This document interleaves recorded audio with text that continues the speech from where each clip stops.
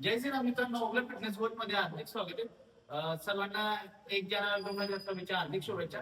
मित्रांनो, आज विषय खूप महत्वाचा घेऊन आलेलो. आजचा विषय आपला असा आहे, सर्वांना हा प्रश्न पडलेला असतो, तो विषय मी घेऊन आलेलो की हिवाळ्यामध्ये आपलं शरीर हे लवकर बनतं पण आळशी तितका करतो, म्हणून थंडीमध्ये भरपूर जण जिम मध्ये येत नाही आणि सर्वांना थंडीमध्ये बॉडी बनवायची असते, पण ते पूर्ण आळसल्यामुळे ते विषय करत नाही. तर हे काय होत असतं? सर्वात पहिले थंडीमध्ये शरीर बनतं. का बनतं? कारण की मित्रांनो, टेस्टोस्टेरॉन जो आपला हार्मोन ग्रोथ आहे तो शरीरामध्ये हिवाळ्यामध्ये जास्त प्रमाणात वाढतो. त्यामुळे आपला वर्कआउट आहे हा जास्त प्रमाणात होत असतो, बरोबर.